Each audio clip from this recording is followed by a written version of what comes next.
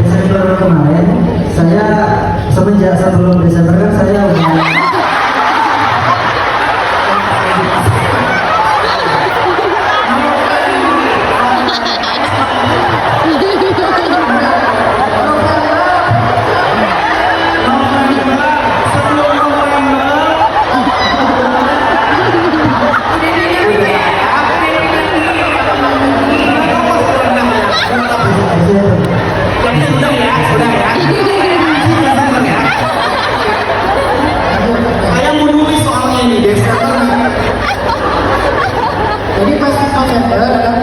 Desember kemarin saya kenal seseorang.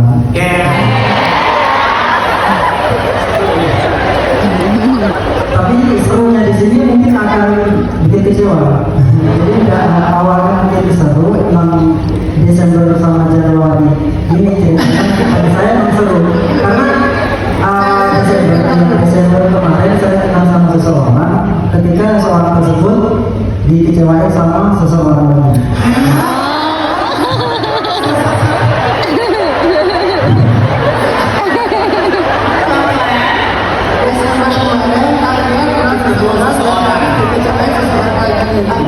Jadi ceritanya saya kenal sama seorang Desember.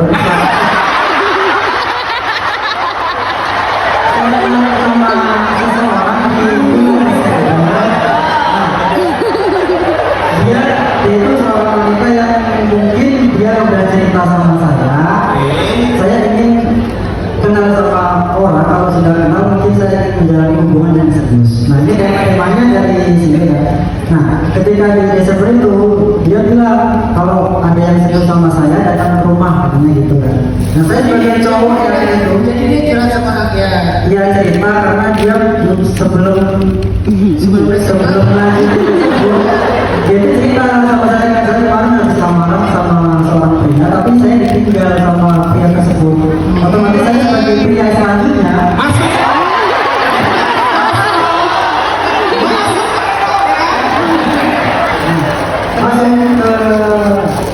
mungkin dalam ceritanya dia itu sudah cerita sama saya kan sudah ditinggalin sama lamaran yang kemarin, ditinggal di bulan Oktober. Nah Sebelum November, cerita singkatnya dia itu rencana mau nikah di bulan November, tapi di bulan Oktober dia ditinggal sama kekasih yang sebelumnya. Nah ketika sudah Desember, otomatis saya datang ke kehidupan dia. Saya ingin mungkin ketika saya udah kenal sama dia, saya bisa membahagiakan dia ketika dia udah kecewa sama orang lain. Nah ceritanya gitu. Jadi selanjutnya setelah Desember kenal sama saya, Januari malam tahun baru 2024 kemarin, pas malam tahun barunya saya sama bapak, sama ibu, sama kakek nenek semuanya datang ke rumah pihak wanita tersebut. Tujuannya apa? Tujuannya saya ingin memperkenalkan diri saya sama orang tua semuanya karena emang tujuannya ingin serius. Nah, udah awal Januari tanggal 1 malam 1 Januari itu udah kenal semuanya kan. Tujuannya apa? Saya tanyain. Nah setelah itu jalan 1 minggu ke 2 minggu saya untuk disuruh datang ke rumah lagi. Tapi kemarin yang pertama ketemu itu ke rumah sama rumah neneknya, karena rumah neneknya kan di kota, rumah dia di desa di daerah Sarawak. Nah ketika Januari, pertengahan Januari saya datang ke rumahnya, ditanyain tujuannya apa lagi. Nah itu tujuannya saya ingin serius. Nah ketika serius itu saya udah diterima sama keluarganya ingin serius.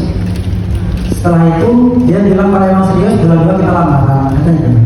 Ya udah, saya udah nabung semuanya, udah ngasih effort lebih dari segala hal. Saya udah izin sama orang tua, Bu kalau saya ngelamar sama ini bulan 2 kira-kira merestui apa tidak. Orang tua saya sudah ngasih support karena saya sekarang udah umur 26 naik 27, mungkin bagi orang tua sudah cukup. Karena saya juga udah bekerja yang mungkin bisa mencukupi saya sendiri, mungkin kedepannya bisa untuk jenjang lebih serius lagi. Nah ketika itu di bulan Februari saya melamar dia, dan ketika itu setelah lamaran dia berubah pikiran. Setelah lamaran. Ya setelah lamaran bulan 2 dia berubah pikiran. Berubah pikirannya mungkin banyak hal yang apa ya bikin dia itu berubah pikiran karena sebelum kenal sama saya dia udah pacaran 4 tahun sama cowok itu. Nah setelah ditinggalin dia kan ngerasa kayak belum bisa move on dari lama. Nah jadi ketika kenal sama saya mungkin dia ingin Sedih banget ya. karena yang kemarin udah dikecewain sama yang dulu, akhirnya serius sama saya bilang sama dia ya udah kita nggak usah kenal lama-lama, kalau emang serius kita sekolah bareng dan nikah. Nah orang tuanya setuju kalau lebaran nikah, tapi ternyata kalau lebaran saya udah mau berdua sama keluarganya, tapi katanya besok sampai sekarang dan minggu kemarin dia udah nikah sama orang lain. Wah. Siwa. Aku lihat Dia udah nikah sama orang lain kemarin, nggak tahu itu cowoknya dari masa lalu yang kemarin yang udah pacaran parah atau sama cowok nggak tahu.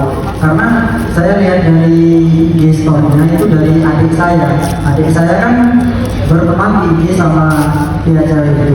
Jadi saya mungkin udah nggak berteman lagi karena takutnya kalau bikin story saya bisa lihat katanya kan bikin saya kecewa, mungkin bagi dia begitu. Tapi ya adik saya bilang ini udah nikah mas, katanya itu bulan lalu hari ini katanya gitu kan. Saya udah cuman kaget, tapi sebelum itu udah direncanain memang. Waktu awal dia bilang saya belum bisa melanjutkan hubungan ini, nggak tahu mungkin banyak masalah atau apa segala macam kan, mungkin belum bisa move sampai yang kemarin. Akhirnya itu tadi. Nah setelah itu dia udah nikah, ya udah saya ngerasa kayak benar-benar ngerasa sakit hati dan segala macam, udah capek. Dan tabungan yang saya tabung untuk nikah itu untuk perjalanan saya ke sini. Saya merasa kayak saya udah benar-benar kecewa, saya udah capek dan saya pergi ke Jakarta untuk acara ini karena udah beli tiket semenjak 1 bulan yang lalu, 3 bulan yang lalu, awal Juli. Memang betul pertanyaan adalah nggak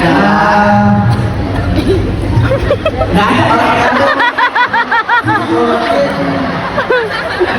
kalau memang dia bukan jodoh saya, apakah katanya kalau ada yang bilang kan kalau dari surat kata atau ayat 26 itu yang katanya jodoh adalah cermin dari diri kita sendiri. Apakah dia itu bukan cerminan dari diri kita sendiri, atau mungkin saya kurang baik buat dia, ataukah dia yang kurang baik buat saya, ataukah saya akan mencari yang lebih baik daripada dia? Jadi pertanyaannya, kalau emang dia bukan jodoh saya, apakah saya harus mencari yang seperti dia atau yang lebih di bawah?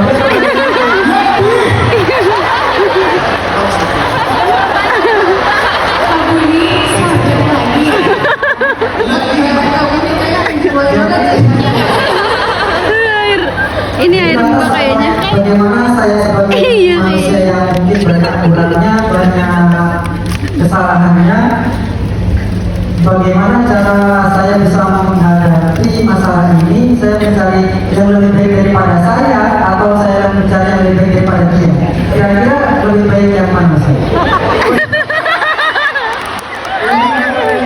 Dia lagi galau banget. Jadi katanya saya melihat jodoh itu dari kita sendiri. Nah, saya itu mungkin kurang baik menurut saya sendiri. Apakah saya mencari yang lebih baik daripada dia, atau saya mencari yang lebih baik daripada saya, atau yang sederhana? Nah, yang sederhana itu yang bagaimana dari segi ekonomi, dari segi pakar, dari segi apapun itu. Nah itu yang bikin saya bingung sampai sekarang. Harus nyari yang bagaimana? Itu mungkin pertanyaan yang ada semenjak kejadian ini. Saya harus bagaimana selanjutnya untuk menghadapi permasalahan yang terjadi. Boleh berikan semangat untuk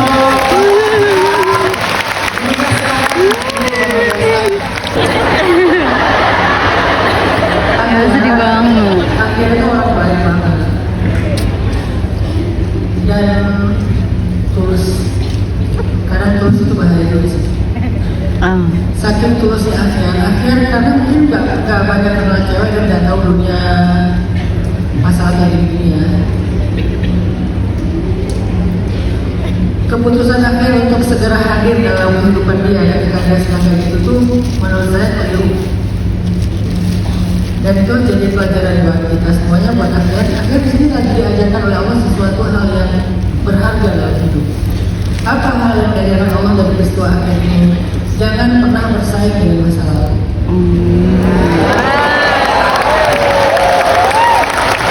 Jangan pernah bersaing dengan masa lalu karena kamu gak pernah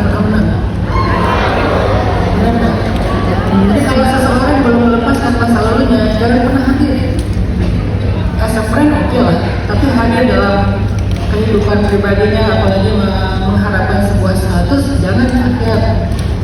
Alhamdulillah akhir bisa Allah selamatkan dari rasa sakit dosa, daripada ketika akhir sudah menjalin hubungan komitmen dia, sudah menikah, tapi dia belum melepaskan masa lalunya, itu jauh lebih sakit.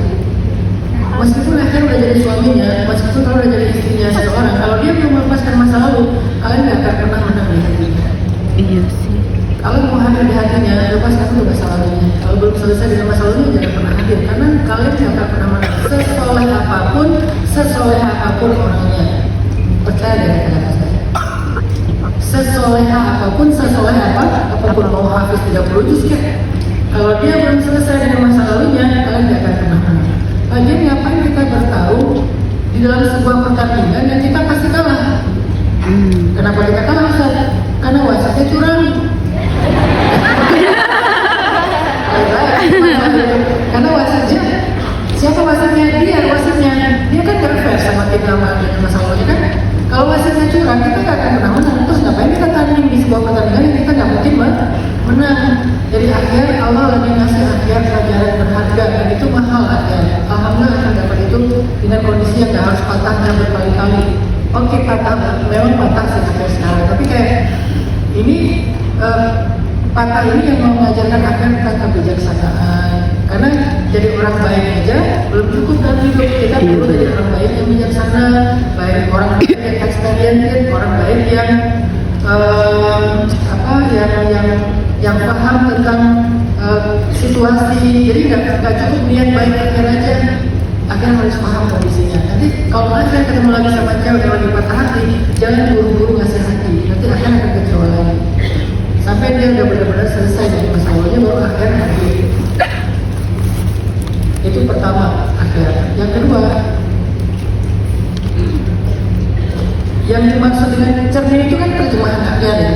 Kalau ayatnya bukan cermin sih, apa itu lihat baik-baik. Orang yang baik-baik ketemu sama yang baik-baik. Baik-baik ini bukan cermin, bukan harus yang kayak 1+1, nggak boleh 1+2, nggak boleh lebih kurang, bukan kayak gitu. Tapi maksudnya ayat ini lagi ngomongin orang yang baik dalam konteks menjaga diri, menjaga kehormatan. Konteksnya itu bukan orang yang pendosa, bukan ahli maksiat. Konteksnya itu. Jadi kalau orang yang menjaga diri, menjaga kehormatan, beramal soleh, insya Allah ketemunya juga dengan orang yang sama, nggak akan ketemu dengan pendosa. Kalau dia ketemu dengan pendosa, maka dia adalah pendosa, itu adalah ujian bagi dia, bukan jodohnya. Karena jodoh itu selalu dia sefrekuensi, sekufuk lah. Jadi nggak harus akhirnya lihat sesakot, oh harus yang jabatannya sama, yang status sosialnya sama, yang apa tadi istilahnya pangkatnya sama, penghasilannya sama, secara fisik grade-nya sama, nggak kayak gitu juga, nggak satu itu akhirnya. Akhirnya harus banyak baca buku-buku tentang hidup. Baca buku-buku tentang hidup, hikmah-hikmah, karakter manusia, psikologi, itu penting buat kita. Baca buku psikologi itu bukan untuk jadi psikolog, untuk mengenal hidup, karena isi dari kehidupan itu kan manusia. Jadi kita harus kenal orang, harus tahu tentang perangai-perangainya, perilakunya, kecenderungannya. Kan banyak psikologi hacks kan dalam hidup yang kita perlu tahu kan. Kalau akhirnya nggak tahu psikologi hacks, akhirnya terjebak dalam kesolehan dan niat baiknya. Orang kalau berperilaku kayak gini itu tanda-tandanya dia nggak mau. Jangan dipaksa, karena akhirnya orangnya soleh dan tulus ya, nggak memahami kan bahasa-bahasa umum kayak gitu, kode-kode kayak gitu, situasi-situasi yang kita nggak boleh masuk dulu, ini masih kayak situasi yang resiko nih, jangan masuk nih gitu. Nah, akhirnya perlu lebih banyak baca buku-buku kayak gitu tentang masalah psikologi, tentang masalah komunikasi, tentang masalah hidup. Insya Allah dengan itu akhirnya makin dewasa, sehingga bekal bacaan itu, pengalaman itu akan membuat akhirnya mendapatkan seseorang yang jauh lebih layak daripada itu. Insya Allah. Orang yang akhir ini mahal, medis. Karena dia nggak mikir anak, dia orangnya soleh banget, lurus banget. Iya, lurus banget. Bayangin ketika dia kecewa, dia pergi taklim. Kecewa pergi ke Jakarta untuk datang ke majelis ilmu. Wah, itu keren banget sih. Kalau saya kecewa, loncat ke laut saja. Kalau nggak surfing, freediving, diving. Ini lebih soleh, kecewa. Karena kan kalau di diving itu kan semua suara tiba-tiba hilang. Langsung tidak equalize, sudah dia banyak di air. Tapi kalau akhir lebih soleh, diamnya di mana? Di majelis ilmu, di taman surga. Ini mahal, orang yang mahal. Sekalian promosi apa? Akunnya apa? Akhirnya mudah-mudahan kita soleh, udah lulus, tapi tinggal akhir dari kita kebijaksanaan. Kebijaksanaan itu bukan tentang benar dan salah, salah dan tidak soleh, tapi tentang ketepatan dalam segala sesuatu. Iya, Kita udah niat baik, tapi kalau kurang tepat, nanti kita justru menyakiti atau disakiti. Kebijaksanaan itu penting untuk akhir belajar. Terus kalau akhir mencari pasangan, nah nanti belajar lagi tentang perempuan. Akhirnya perlu belajar lagi tentang perempuan sebelum akhirnya menanggung sebuah tanggung jawab perempuan dalam hidup akhir yang bernama istri dan anak-anak perempuan. Belajar dari perempuan. Karena perempuan itu unik. Kalau akhir nggak kenal mereka, akhir akan antara underestimate atau jadi salah paham. Mereka minta dikejar, tapi dengan cara musir. Kalau akhir ngelihatnya secara zahir aja, aku udah musir, aku ini, padahal bisa kejadian. Mungkin nanti suatu saat akhir akan ketemu dengan cewek yang dia nolak, padahal maksudnya pengen lihat akhir seberapa fight buat dia. Tapi kan nggak semua cewek kayak gitu juga kan, makanya kita harus ngerti, oh ini orang yang kayak gini, orang kayak gini. Belajar itu, insya Allah akhir nanti akan ketemu dengan orang yang sangat tepat. Yang ketiga, maksud dari al-qajibin milik qajiban itu sebuah lifestyle mencari jodoh. Kalau kalian ingin dapat jodoh yang baik, bukan mencari hakikatnya, tapi pantaskan diri kita, pantaskan diri kalian. Jadi fokuslah akhir memantaskan diri, nanti Allah akan datangkan yang sefrekuensi dan setuju sama akhir. Ada satu pepatah Cina yang saya suka sekali, dan ini biasanya dipakai untuk laki-laki ya. Janganlah kalian mengejar kuda-kuda yang menarik, karena kalian tidak akan pernah bisa menangkapnya. Tapi tanamlah rumput, sehingga ketika rumput itu tinggi, maka kuda itu akan datang mengambil kalian. Wow. Ini pepatah buat laki-laki. Jadi jangan hanya nyari yang mana ya, yang mana. Biasanya ini penyakit jomblo nih. Setiap melihat cewek, apakah ini jodoh saya? Istri saya, apakah ini ibu anak-anak saya? Kan ada gegeran kayak gitu ya, spontanitas sehat gitu kan. Nah, jangan cari itu, fokuslah ke meninggalkan, tumbuhkan rumput-rumput dalam arti value dirinya akhirnya jadi orang yang skillful, orang yang bijaksana, orang yang punya banyak insight dalam pemikirannya, orang yang brilliant, orang yang cerdas, orang yang punya karya, orang yang attitude dan pemikirannya itu nyaman bagi orang lain. Insya Allah datang sendiri jodohnya Allah takdirkan buat akhir. Jadi jangan sibuk mikir gimana cara punya ya, gimana cara dapetinnya ya, gimana cara campurannya ya, gimana atraktifnya ya, gimana agresifnya ya. Itu bisa, tapi sewajarnya. Dan justru harus habis-habisan bukan di situnya. Dia memantaskan diri di akhir. Nanti pertemuannya biar Allah yang ngatur cara bertemunya gimana, cerita bertemunya seperti apa. Itu jauh lebih keren sih daripada kita pura-pura WA-nya salah, first comment lah, apa, pura-pura kesandung lah, apa. Itu nggak keren. Yang keren itu biar Allah yang menyusun rencana bertemunya sehingga apa, itu akan digunakan seumur hidup. Fokus saja memperbaiki dan meningkatkan value diri akhir sendiri. Jadi bagi saya akhir orang baik, tapi akhir perlu banyak membaca tentang kehidupan psikologi, tentang masalah hikmah-hikmah. Insya Allah nanti itu akhir akan jauh lebih tahu bagaimana untuk bersikap. Masya Allah, tabarakallah akhirnya dengan keberanian kita yang tak sadar posisi buat tiketnya bisa didapatkan sekarang, akses aja langsung di sharing time Tuhan ya. Dan penonton lagi terima kasih banyak. Terima kasih buat semuanya. Kita akan tutup dengan al-Fatihah Majlis Jakarta. Subhanallahumma wa bihamdihi, asyhadu an la ilaha illa anta, astaghfiruka wa atubu ilaik. Terima kasih untuk ayat